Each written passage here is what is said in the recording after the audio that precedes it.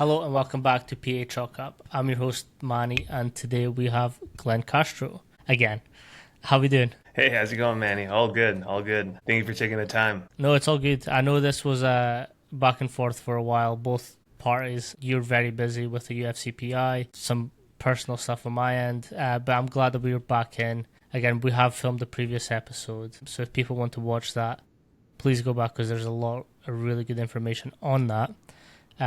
But to start us off, what originally got you interested in nutrition and how has it sort of progressed from there? Yeah. So nutrition as a combat sport athlete myself has always been something that's been at the tip of the spear, if you will, from what I can improve in order to perform better, right? In many sports, nutrition is already going to be a pretty critical component. But in particular, when you have to make weight, right? Trying to have the most optimal body composition and also to a certain degree do or execute a healthy and proper weight cut is such an advantage. So just looking as to how I can improve that. I remember when I was, in high school, just, eating the typical chicken breast, broccoli, rice diet and wasn't necessarily the most sound. Now looking back, wasn't probably the most sound or creative or effective way of eating healthily, but at least the seed was planted. So fast forward to my undergrad, decided to major in nutrition. I was wrestling in college over in St. John's University in Minnesota, and then I realized that there was a actual certification, that you can go ahead and have a degree in nutrition as a nutrition expert, and decided to pursue that. And then next thing you know, I'm working in a hospital during COVID, and from there on out, decided to go ahead and finally go back to sports, doing a fellowship at the UFC PI, and next thing you know, I'm there full time. So a little bit of a long-winded answer as to how I got into nutrition, but there's how it also ended, or where I'm Perfect. at now. And what currently gets you fired up in your role? Many things can be fired up in my role, but I think at this stage probably how to optimize recovery and how to be the most efficient, right, when trying to set the stage for a recovery and how nutrition can impact that. MMA is such a demanding sport, both physically and mentally, that the ramifications of both of those effects end up having the more obvious impact is going to be the physical, right, impact that it has on recovery. Also, the psychological component. Remember, my sleep, stress, not being able to focus during training, etc. All of a sudden, you're not drilling the moves right. All these different things have an effect. So that's something that me personally, I'm quite interested in at the moment. Nice. Again, one of the things that we were about to get to on the last podcast that we never had time for is that tissue health and how, again, we often talk about how S&C PTs are kind of the similar job, but we're on two different sides of the spectrum. And in the lobby, we were talking about like where do we meet in the middle, and often does come to that nutrition part and how we can help speed up the process so the S&C players can come in and do their job. How are you assessing like what is tissue health? How are you planning for it, and what are some stages that you use to get your athletes to the better spot? Absolutely. One of the best things about the UFC PI is that everybody's so good at what they do, when it comes to really diagnosing soft tissue injury and managing it. Right. So it makes our job easy because we have protocols that we can implement from a supplement standpoint that are simply based off of just having interdisciplinary, communication. Right. So if I'm speaking to somebody from sports medicine and then they let us know that the ex athlete has a meniscus tear or ACL tear or whatnot, whether it be grade one all the way through, the full thing, we can start, to a certain degree, it can be a little bit more black and white for us, right? I'm sure for sportsmen, for S&C, it's a lot more complicated. But from our end, we can go and pull out all the stops. Now, all the stops are going to be, the very traditional supplement interventions, which are going to include collagen, right? We actually have two forms of collagen that we offer our athletes, one powdered and one gel, which is going to add a little bit of convenience. Now, the reason why I bring that up is because MMA athletes are quite busy and always on the go.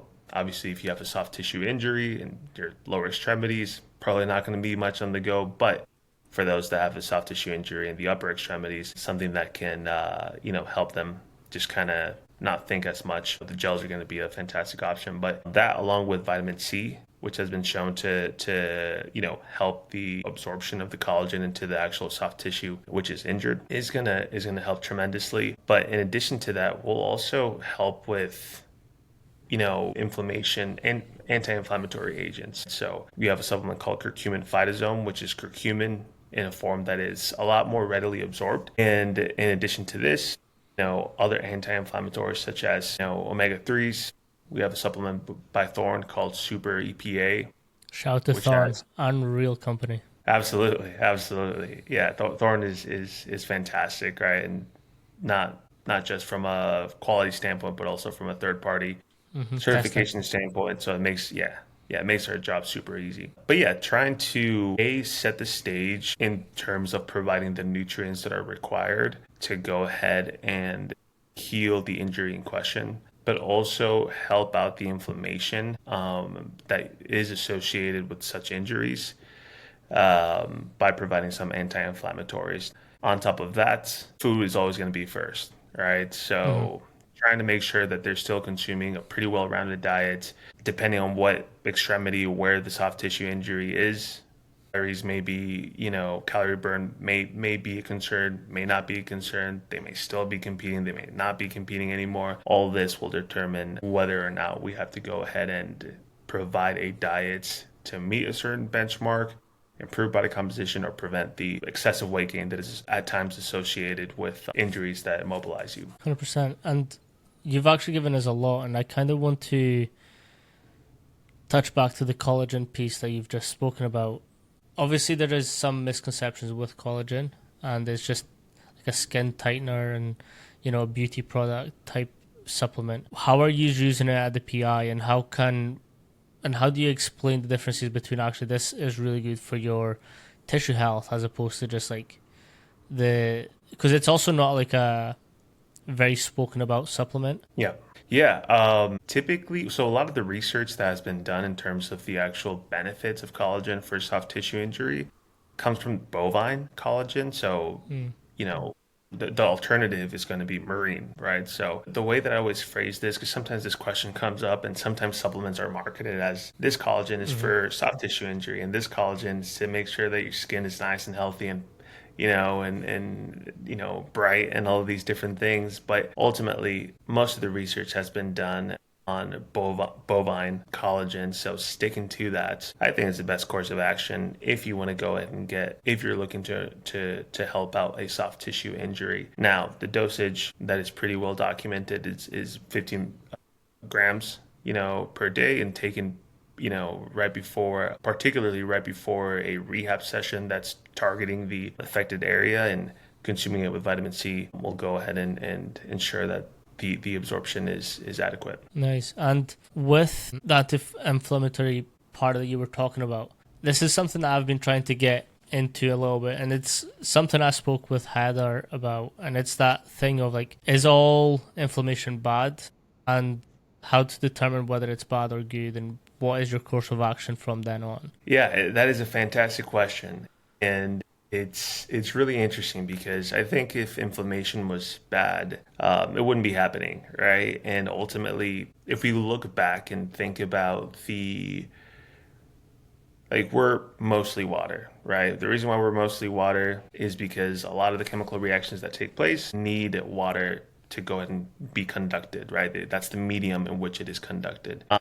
Now, in inflammation, right, what's going to happen is that there's a lot more fluid around that affected area so that there can be a lot of, fixing of the issue at hand. Now, that is all great, but when you have an athlete who, has a grade 1 or grade 2 injury, right, and has a fight in 2 weeks, in 3 weeks, at times the natural inflammation needs to be addressed so that they can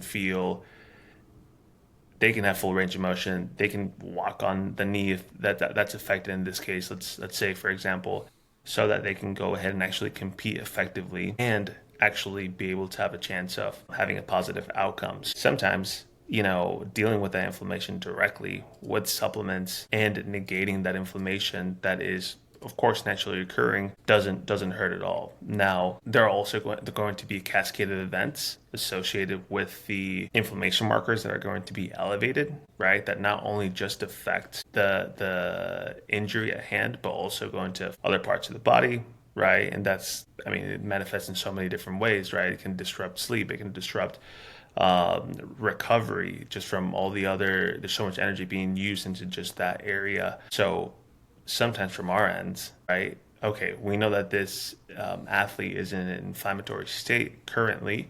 Well, we may have to add a little bit more calories. Obviously, with collagen supplementation, we'll go ahead and, help the injury that is in question. But in addition to that, why not provide some anti-inflammatory, especially if this individual has a fight coming up and ultimately it wasn't something that they cannot completely Heal from. not fight. Yeah. Yeah, exactly. Yeah. So that's interesting you say that, because one of the things that me and Heather spoke about was the fact that some athletes are dependent on this fight to, again, make mortgage payments, make just their family take through to the next month or next fight. So something that we spoke about was how a lot of the athletes may come in with injuries already. So it's kind of Heather's job to pad everything else to support them to keep fighting. What are some things that you do with them that kind of aids in that role of padding them to make sure that they can keep going and fighting for it? Yeah, that's a fantastic question because ultimately I think we have to work backwards a little bit to, identify what is that causes the injuries, right? And how is the stage set for injuries? Now, there's always going to be injuries, no matter how well fueled you are, no matter how well nourished you are, how good your nutrition is. Ultimately, if you get caught in an armbar, no matter how much collagen, protein, calories you're consuming, if you don't tap, you'll have an injury, right? Now, with that being said, well, let's talk about what can go ahead and increase the risk of injuries, right? So, improper nutrition. And what would improper nutrition in a weight class sport be? Well, we know that all these athletes most athletes have to go ahead and engage in a weight descent, which involves a calorie restriction. And during that calorie restriction, at the end, as they get closer, they engage in what we like to call acute weight loss, right? It's a voluntary dehydration stage to go ahead and briefly meet a weight, right? Weight limit so that they can go ahead and compete at that weight class. Now, in this whole process, right? What happens sometimes is that athletes may cramp for the test, right? So if you are in a very, very low energy availability, which oftentimes can be, easily defined as 30 kcals per fat-free mass, right? Kilograms of fat-free mass. If you're below that, you're increasing the risk of injury. In addition to that, not supplementing with multivitamins, particularly in the sport, you're not going to be giving the ammunition from a micronutrient standpoint that is necessitated to go ahead and execute all of these, chemical reactions that are going to support recovery, right? So that's another thing. Now, in the event that, let's say, you're not, even if you're in an isocaloric diet, right? So you're still consuming enough calories, not changing weight. Let's say that you are, you're only 6 pounds above the weight class or whatnot, and you don't really need to lose weight because you can just dehydrate yourself, assuming that you know your body and that's the thing that you want to do. If you already just drop carbs individually, there's actually research that can actually cause symptoms of what's called red S, right? So that's going to go ahead and cause a lot of issues, increase the risk of injury. So covering all of these bases from a nutrition standpoint first ensures that the athlete is best set up for success. And some of these things sound pretty obvious, but the issue comes once again when, hey, my weight is fine.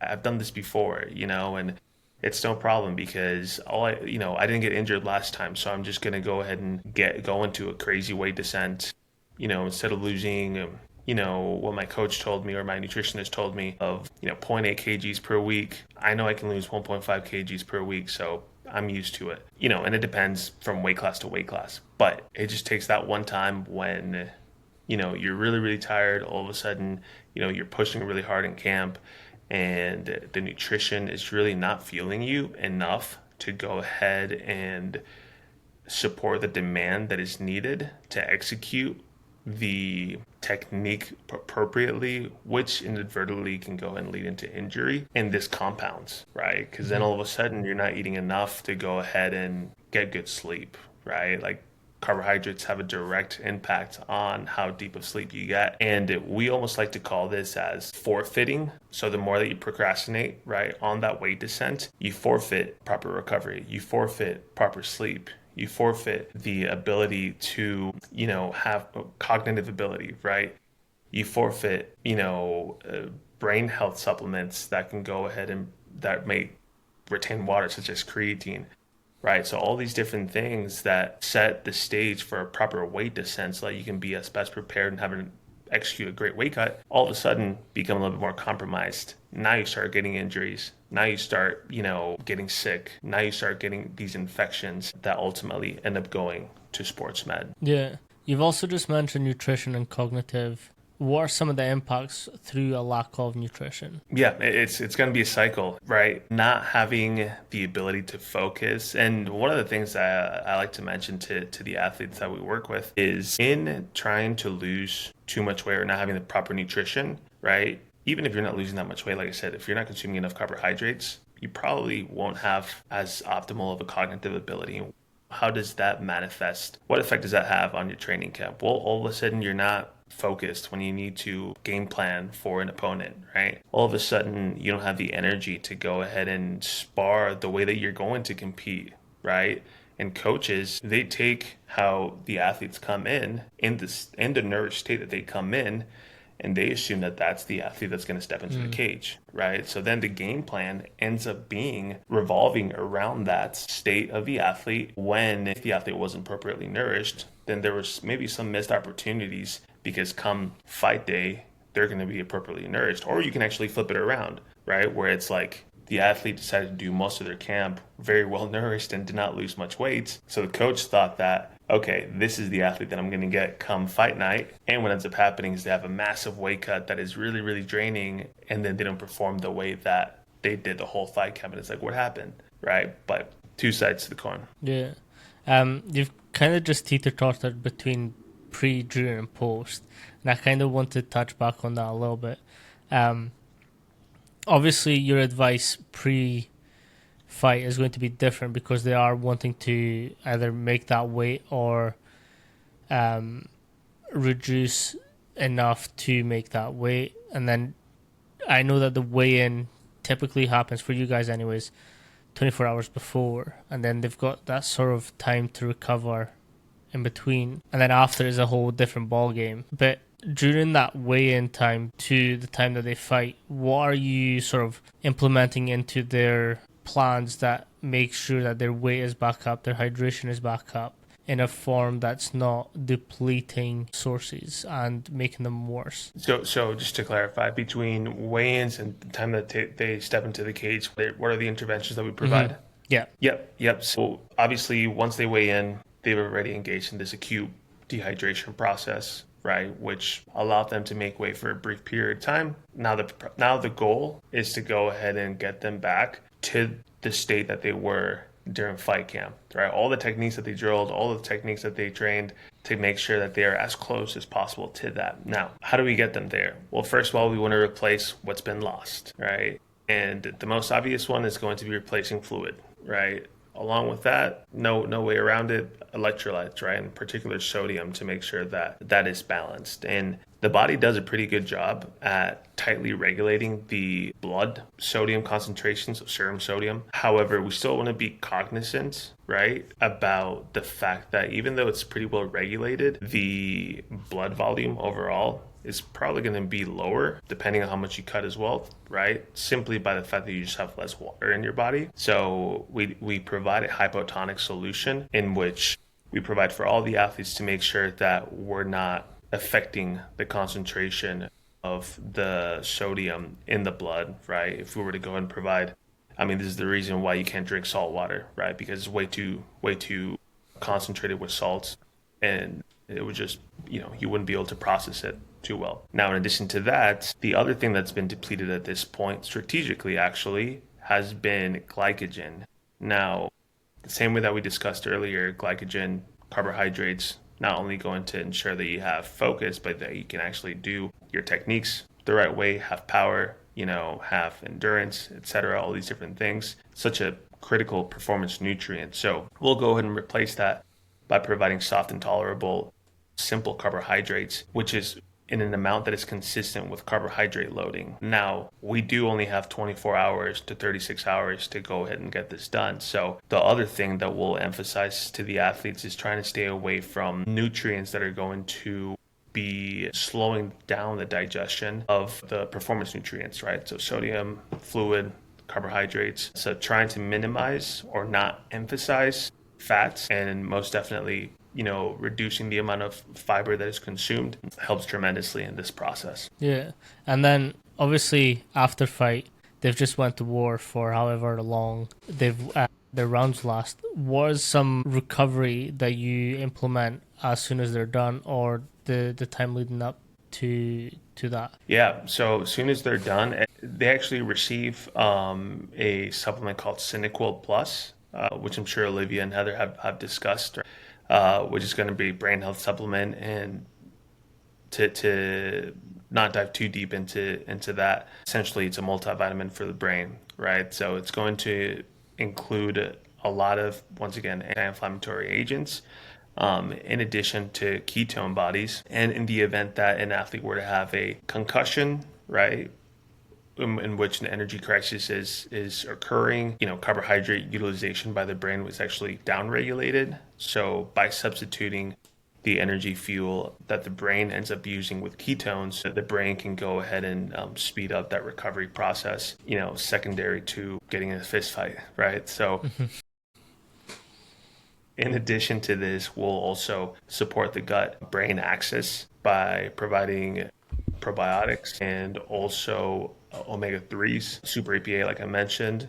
But then, once again, emphasizing that sleep by providing melatonin, in which at times, after a fight, whether it be just due to a concussion or due to just the pain of being in a fight, exactly, can help, right? So we still try and prioritize a lot of those key priorities, for lack of a better term, even after the fight. If they actually have a concussion that's been diagnosed, that'll get flagged by sports medicine, and we actually send them more heavier duty supplement protocol that addresses a concussion or a TBI in further. Again, it's something that I'm aware that happens. Like, obviously, mixed martial arts is many sports in one. Again, S&C deals with it a certain way, PTs deal with it a certain way. What are some differences in between what happens in their training to what happens in your role to deal with the demands of the different sort of sport elements that happen within mixed martial arts? That's a fantastic question, and I love it because I think that's what makes the nutrition in this sport in particular a lot different. So let me give you an example. Let's say that I'm working with an athlete A who is a grappler, right? And I'm working with athlete B who is a striker. Or let's say, actually, I'm sorry, working with an athlete, right?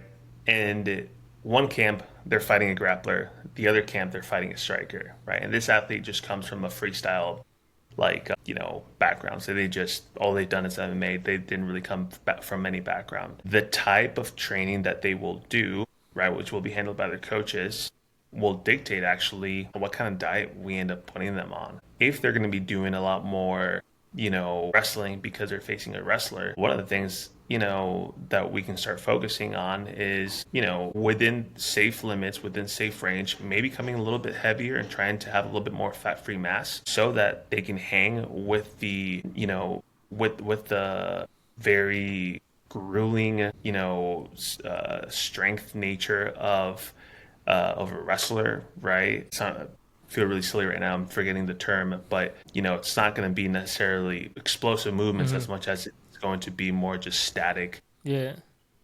Right. So sorry to interrupt. Is that so you've got a little bit more storage reserves to deal with the heaviness and the constant need for that, we'll say like fat energy source usage? Yeah, well, I mean, it's going to be super glycolytic in nature, right? Because you're just going to be, trying to defend sprawls, and if you're getting in exchanges with a wrestler, it's very, very high paced. But also, when somebody is grappling you, and you have to go ahead and counteract the static strength output of the wrestler that is on top of you, right? You definitely need quite a bit of glycogen, a lot of fat-free mass, right, to go and keep up with that. Obviously, endurance should still be trained in that case, but I defer to our S&C team for that. But that's more the thought behind it. Yeah. No, that's interesting because obviously it's not something that you normally think of that your nutrition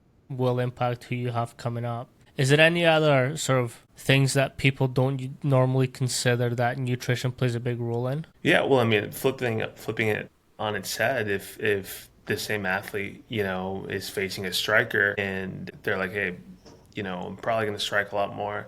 Um, okay, well, what are you going to be training? What kind of class are you going to be doing? Let's go and develop those energy systems, or at least provide the fuel needed to develop those energy systems.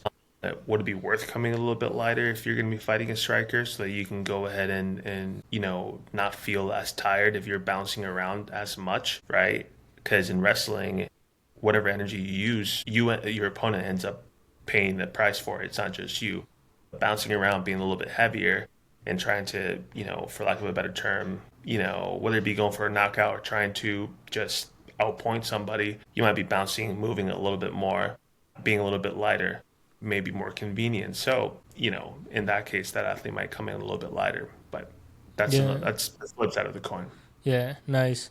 And again, we've kind of previously touched on in the last episode, but the hydration impacts on like peripheral vision and how some of that can directly impact their energy levels. What is your hydration protocols? Obviously, they dehydrate before the weigh-ins, but then during the fight, the hydration has to be totally different to then meet with the demands of the rounds and leading up to that. Yeah, the goal is to fully hydrate these athletes, right? 24 to 36 hours is plenty of time to go ahead and get them stabilized, right? And one of the things that I forgot to mention when discussing this is that we've actually done, plenty of we have plenty of data sets at this point, and really there is no benefit to coming in heavier, right? And it almost seems like the heavier that somebody comes, as long as it's above a 7% weight regain. So if Mm. somebody weighs 156 pounds, as long as on fight day they end up regaining 7% above that weight class, there really is you know, no benefit to come in heavier. And why do I bring that up? Because if an athlete thinks that cutting more weight is going to end up having a benefit, well, it seems like the more you cut, the more of an effect that dehydration ends up having and lasting. So, with that being said, the protocol is to rehydrate them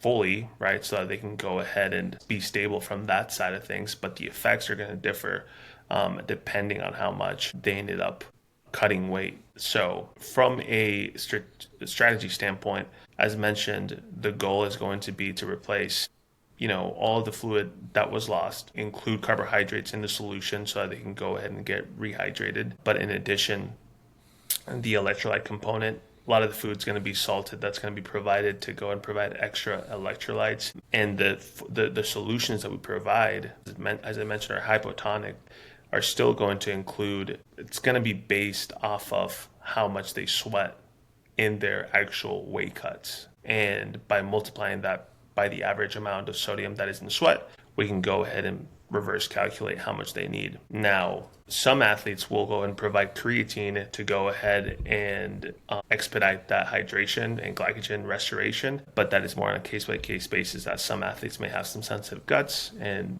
if they haven't taken creatine before, maybe something new that we don't want to introduce right before their biggest fight of their life. That's interesting as well, because if we're talking marathons and you start experimenting with gels, you're more likely to release yourself mid-race. Obviously, they're going to all out war. Is there anything that you completely avoid in that lead up to the fight to make sure that their stomachs are stable? Yeah, on fight day, I always like to remind them that the hard work gets done the day before, right after weigh-in. So once you weigh in, there's still not necessarily a long road to recovery, but there's still a systematic approach that should be implemented in recovering. Once you get to fight day, the same principles apply: high carb, low fiber, low fat, moderate protein, high sodium, replacing fluids after the shakeout. But how do you like to feel when you spar, right? Do you like to have a full belly? Do you like to be completely, you know, feel like you're going in there fasted? Do you like to just have your stomach somewhere in the middle? How full do you like to be? Once you find that answer, we can start working as to when your last meal will be and what that last meal will be. Because sometimes athletes are like, "Oh, I didn't think about that. You know what? I actually kind of like being a little bit full. Like I like feeling a little bit like, like have something in there. Just what I've always done, it's what feels right to me." It's like, all right, cool. Then go ahead and bring some snacks into the arena, make sure they're sealed, and go and munch on that. But sometimes guys are like, you know what? I cannot train with anything in my system at all. I need to go in there completely fasted. Perfect. Last meal, 4 hours before your fight. After that, just water and Gatorade, and keep it quite simple. Is there anything that obviously not everyone will use the PI resources? They'll have their own team coming in. How much, if any, do you advise on their protocols? Like how many athletes in the roster do we work? Yeah, because so the reason I'm asking is we've obviously followed each other for a while, so I Hmm. see like a little bit behind the scenes of what you do during the weigh-ins, the packets that you create for the athletes that weigh in. Right. Is everyone sort of taking full advantage of that, or do some still use their own stuff? Yeah, it differs, right? I would say on an average fight card, I'd say we probably have about 98% engagement That's from high. athletes. Yeah, yeah, it's quite substantial. It's quite substantial. And, that engagement looks different from athlete to athlete. One athlete can be, have been engaged with one of the dietitians from the start of the camp all the way through the weigh-ins, all the way through the recovery process. Whereas another athlete, hey, my name is so and so. I don't really work with anybody. I just want your opinion. And then Mm. all of a sudden, we're full blown, helping them out with their nutrition. And some athletes have their own nutritionist, and they'll reach out and they'll be like, hey, Glenn, my athlete is over there, fighting in X card. Would you mind just, helping out? This is what I'm thinking about: macros, etc., recovery plan, and we'll go ahead and, facilitate that as well. And then some athletes are just like, hey, I got my guy, no worries. Just to keep everything a lot more organized, I'm just going to follow what he says, and then we'll just go from his recommendations. And honestly, at this point, I think a lot of the nutritionists that work with the athletes that we don't work with are so solid, and we've kind of developed a network at this point with Mm. a lot of them. And oftentimes it's like they're living in the other side of the world, and it's just what's more convenient, who they're more comfortable with. So many different components that go into the reasons behind that. But I'd say Hmm. about 98% of influence we have per fight card. Nice. So this is something that I always use the UFC PI as the golden standard for this, and it's the collaboration and willingness to work and help everyone. Use are so like tight knit within the PI, so like use will bounce athletes from one person to the other. But hearing that you actually extend that into the private part of it, that's awesome to know as well. One thing that Yeah. sorry, Oh, go ahead. No, no, I you're was good. I was just gonna I was just gonna say that. I mean, ultimately, I think everybody has good intentions, right? When it comes to helping athletes, and on the healthier that we can make this sport, the more that we can help these athletes. I think that's a win, not only for like our mission statement, right, but for these guys that put in so much effort Mm. into their daily routine, requires so much discipline, So I think it's a win-win overall. So, but yeah, appreciate you saying that. Yeah, no, it's all good. And again, been very fortunate, like early on the podcast, like Becky, Olivia, you came on, and like my exposure to what is good about this industry has been developed like very early on from you guys. So like I've always enjoyed speaking with you on just anything. Another kind of take I want to ask you on is, obviously because you do have fighters from all over the world, nutrition, like food, just in general food is going to look different and different requirements. Some will have Ramadan, some will just be Catholic, so they'll not eat certain types of food during the day, the week, the month. How do you keep track of it, first of all, and then how do you deal with all these different requirements? Notes and Notes. research. I think, gosh, it sounds like I'm doing a work interview here, but approaching everything like a student. And what do I mean by that? You know, you got to be humble enough to know what you don't know, and that's almost the scariest thing out of everything. It's that you think you've turned the page in a subject that you like to think that you're quite proficient in, and then all of a sudden there's just a whole different world. You know, you pick up an athlete. That all of a sudden, you know, has certain restrictions, has certain condition, comes from a culture where they don't eat any of the food that you provide. And listen, myself being Mexican, you know, tacos and beans and rice, I mean, that'd be the easiest program, right, to Mm-hmm. make. But ultimately, working with somebody that may come from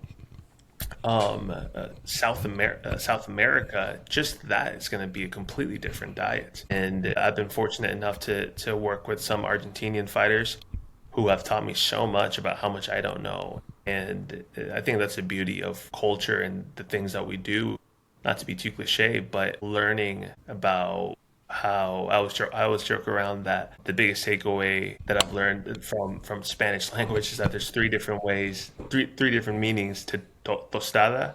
You Mm-hmm. know, there's a one meaning in Spain, and there's one meaning in Mexico, and there's, you know, another meaning in Argentina. It's just funny because it's all the same language, but just within one language, right? And I guess I don't want to call it culture because that's not the right term, but you know, so many different dishes, so many Mm-hmm. different foods just within that same common Mm-hmm. language that's spoken between all these different nations. So yeah, just learning, you know, doing research and yeah, approaching it with a humble Yeah, approach because ultimately you want to be as effective. 100%. With some of the more sort of demanding, no, demand is probably the wrong word, but some of the trickier ways that some cultures do, like we'll take Muslims for an example, is like with Ramadan, there is certain times of day that they can't eat, but they're still required to fight. What are some of your approaches to that where they are restricted to like eating before sunrise and post sunset? Yeah.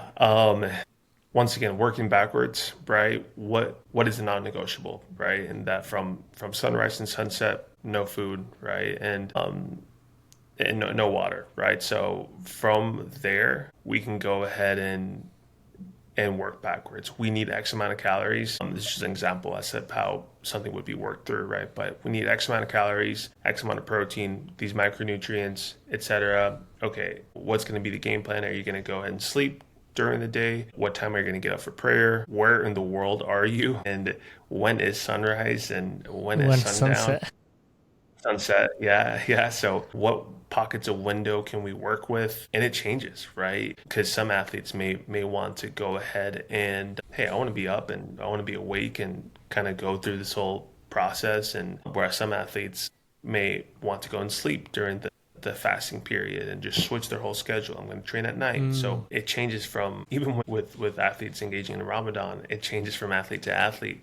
But being, again, learning and touching base with them and trying to come up with a plan that's specific and tailored to them is the most critical component. That's interesting as well. Because like I suppose it makes sense for them wanting to be asleep for as long as possible during that phase and then switching their schedules. And some of them will have the flexibility to do so. So that's quite an interesting take as well. What would be your approach to it then? If that is the case, are you ensuring that during the times that they are awake, so either end of the fast, you're implementing just like a normal nutritional plan? Yeah, whatever the amount of weight that they need to lose and whatever the amount of calories that they would have consumed otherwise away from Ramadan, essentially spreading them out through the time periods that they're allowed to eat, right? And if there needs to be a strategic approach into, having more calorie dense meals or foods or snacks, then that is the best way to go. Now, sometimes things need to be sacrificed, Hmm. and I think the trait of a good practitioner is, outlining the outcomes, potential consequences, right? Of, skipping out on, extra calories or once again, some opportunities to go ahead and maximize, nutrition, etc. But, again, trying to understand where the athlete is, right? And meet them where they're at Hmm. is going to increase engagement and increase the effectiveness of the plan that you have in mind. Because if you just come in and this is what the book says, you need to have 2 grams per kg of body weight of protein, you need to have this amount of vitamin A or this amount of creatine, or Per else, body kit, you're yeah. doing everything. Yeah, that athlete may be like, thank you very much, but I'll find somebody else. Ultimately, what they value from all the way from their religion, culture, foods, family. There's so many different components that have an influence in engagement and effectiveness. So as a practitioner, I think you have to sometimes look at it from a Hmm. bird's eye view and see what you take and what you don't. What's your take on beetroot extract usage in sport? And then I'll Yeah, explain why I'm asking. yeah. I think it's great pre-training, particularly for those longer training sessions. Obviously, a vasodilator, right? Provide more oxygen to muscles, and if you can find an NSF or third-party tested product, I think it's a great supplement. Yeah, I so in my last year of university, we were doing we were just fucking around really. It was just a massive muck about. But we essentially did incremental test on the bike, and then we put that bike in a heat chamber and see how different things impact how your body deals with heat. One was ice towels, and which I kind of spoke to Heather about, which was fascinating. But we also implemented beetroot, and it was quite weird if you forget about it. It's weird if you forget about it, but it actually did. Well, at least me, it helped me a little bit, like get an extra minute or two on my bike test. So I've always been interested in like what is used and how it's used in different sports. Yeah. I mean, some athletes use it, and they see great benefits. I think it's more of a taste, I think, Yeah, more than anything. Some people just can't get over the taste, but I think it's a very effective supplement. Now combine that with beta alanine and potentially, and you have like some very, very great, performance development agents right there, right? And aka rocket fuel. aka rocket fuel, right? But no, there's a whole bunch of supplements that can really have a positive Mm. benefit on What's on one that you recommend for just that little extra squeeze in performance? Again, I know it's very individual, but like, what's something that you've been kind of looking into that you're like, so far, this looks amazing. I so cliche, but creatine, right? I know, but if you want me to go with something a little bit more, I don't want to say novel, but exciting, um, probably, this is not even that exciting. I was gonna say beta alanine, but with constant supplementation, I think people think that the actual prickling sensation is what Mm. actually gives you that boost, but it's actually the constant supplementation, and it's actually quite a lot that you need to actually reach the recommended dosage, right? Which ends up being about 4 to 6 grams per day. Wow. But if you consistently supplement it at about the 30-day mark is when you actually saturate your muscles and actually have that benefit of buffering that lactic acid accumulation. And then you get those Cool. endurance benefits. That's interesting. So it's Yeah. kind of like as a strength program, when you're only seeing results after that 3 to 4 weeks, you're actually saying that after, again, it's most like most supplements. If you're in colder countries, vitamin D will only start taking effect after 30 days, Yep. XYZ. That's interesting. Yep.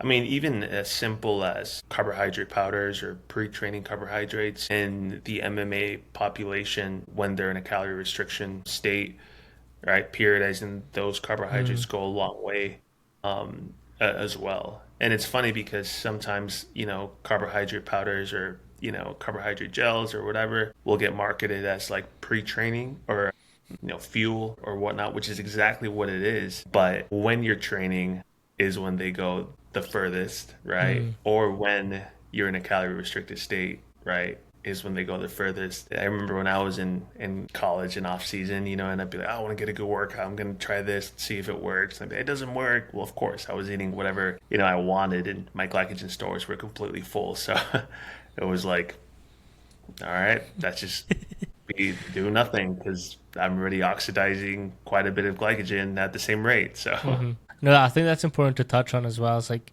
if your body's already got a lot of that one thing, it's just going to pee out. yeah, exactly. Yeah, and I mean that goes for so many things, right? B vitamins, I think, is the one that comes to the top of my head, but Be- body's pretty good at regulating excess stores. I'll tell you a funny story. When I was at the height of my judo career, I looked at bulk powder for supplements, and they've got like this. It's like their Pro Series supplements. So you take a tablet in the morning that has all your vitamins like that you need in the morning, and then you take one at nighttime that's got like all your nighttime vitamins. Um, Now at this point, I didn't know what B12 was, but it was very high in B12. Sick. I need B12. Cool. No one told me that it would pretty much my pee would be neon green if I didn't have enough Yeah, water. So like the first couple of days I took, I was like, what the fuck is going on? Like I booked a doctor's appointment, I booked everything. They're like, is anything changed? They're like, I mean, yeah, like I'm taking supplements, I'm doing like all the right things. I don't know why this is happening. It's like, what supplements are you taking? So I showed them. He's like, yeah, you're taking a lot of B. yeah. I think if you're in the sports world, no matter what discipline you are, you have at least one story like that, right? Where it's like, oh my God, it's like, why is my pee this color? And am I dying? Yeah. Which, funnily enough, after the beetroot, I've completely forgot about it. Yeah. And then my P's and back end passages as well was it was scary. Yeah.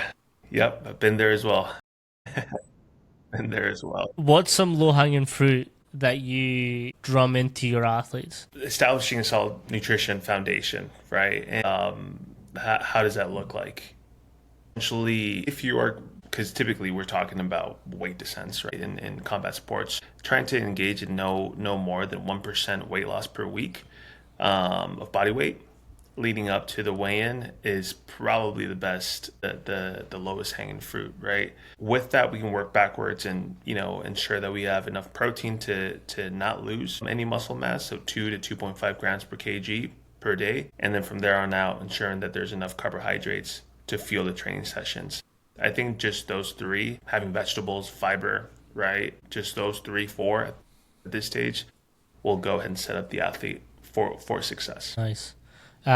What is some piece of advice that you would give again people that want to go into nutrition and develop themselves, and on the back of that, some strength and conditioning coaches or practitioners who have athletes and what small wins they can get with their athletes? I'd say, stay up to date with literature. That's probably not the lowest hanging fruit, but I think once you do get pretty assimilated with how to read research, I mean, it just helps out tremendously. Now, we do have our certification as part of the UFC Performance Institute, level 1, 2, and 3, which, helps out tremendously. It's the level 3 in particular ends up being a more MMA specific type of education material. Those are two not low hanging fruits. Like I said, low hanging fruits when it comes to word of advice, I'd say probably get to know your athlete and meet them in the middle. That's probably my biggest takeaway, especially if you're trying to actually have the furthest impact, right? Sometimes it's okay to not have everything go perfect and just kind of check something have a box unchecked and wait until the next camp to check that box. Yeah. No, thank you so much, Glenn, for coming on and diving a little bit deeper than what we got last time. It was awesome having you on again. Absolutely, Manny. Thank you for having me. It's always fun, chatting all things, MMA and Sports nutrition here and performance. sports performance. Perfect. Peace.